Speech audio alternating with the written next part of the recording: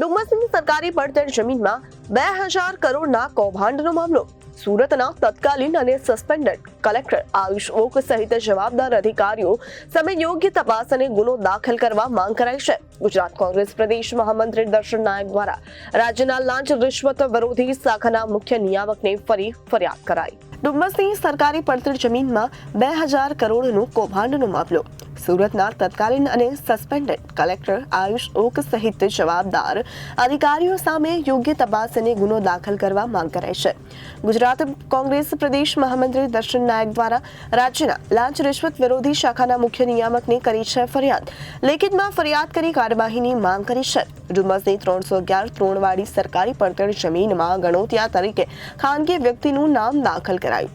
કૃષ્ણ મુકલાલ ભગવાનદાસ નામના ખાનગી વ્યક્તિનું ગણોતિયા તરીકેનું નામ દાખલ કરીને હુકમ કરાયો હતો. વર્ષ 2015માં તત્કાલીન કલેક્ટર રાજેન્દ્ર કુમારના હુકમ વિરુદ્ધ જઈ સસ્પેન્ડેડ કલેક્ટર આયુષ ઓક દ્વારા ગણોતિયા તરીકેનો હુકમ કર્યો છે. સુરતના ડુમસની 300/3 સરકારી સીડ પત્તરની જમીન લગભગ 2,70,000 ચોરસ મીટર જમીનની જેની કિંમત 2000 કરોડ રૂપિયાની આસપાસની હતી. સમગ્ર બાબતની કૌભાંડ સુઆયોજિત રાજકીય આગેવાનના મેળાપીપણામાં અને કલેક્ટરશ્રીની સંડોવણી સાથેની ફરિયાદો કરવામાં આવી હતી.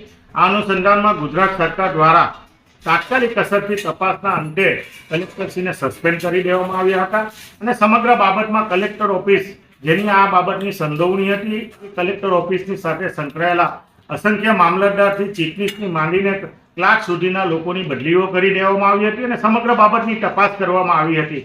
આ બાબતમાં અમો દ્વારા એસઆઈટીની રચના થાય, એસીબીમાં ફરિયાદ દાખલ થાય એ પ્રકારની માંગણી વ્યક્ત કરવામાં આવી હતી. પરંતુ આજ દિન સુધી જે રીતે તપાસ ધીમી ગતિએ ચાલે છે અને સમગ્ર બાબતમાં 2000 કરોડ રૂપિયાનું કૌભાંડ હોય એ સરકારની પાસે પોતાની પાસે પુરાવા હોવાથી એમને સસ્પેન્ડ કરી દેવામાં આવ્યા હતા.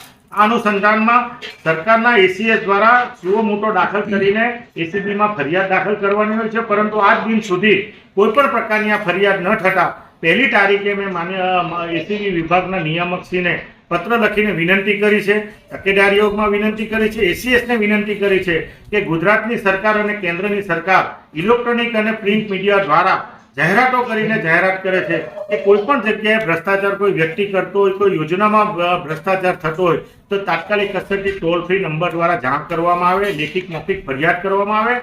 ફરિયાદીનું નામ એને ગુપ્ત રાખવામાં આવશે.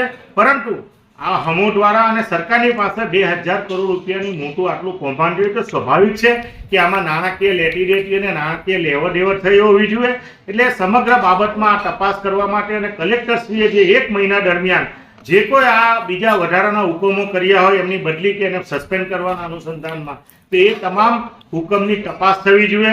એની સાથે સંકળાયેલા લોકોની તપાસ થવી જોઈએ, એમના કોણ ડિટેલની તપાસ થવી જોઈએ. એટલે જે કોઈ રાજકીય આગેવાન રાજકીય કોઈ આગેવાનો હાથ હોય એ પણ આ ઉઘાડા પડવા જોઈએ અને જેણે સુરતનું હિત કર્યું છે એ પણ બહાર પડવું જોઈએ. આ અનુસંધાનમાં ગુજરાતના મુખ્યમંત્રી શ્રી જે ભ્રષ્ટાચાર મુક્તની વાત કરે છે, સુશાસનની વાત કરે છે અને ગુડ ગવર્નન્સની વાત કરે છે. અમને ચોક્કસ વિશ્વાસ છે કે મુખ્યમંત્રી શ્રી અને ગુજરાતના મુખ્ય સચિવ આ બાબતમાં પગલાં લઈને એસીબી દ્વારા તપાસ કરવામાં આવે અને એનો ગુનો નોંધવામાં આવે એ પ્રકારની ફરિયાદ કરતો મેં પત્ર લખ્યો છે. Reporter Arvind Rathod, Janadesh News, Surat.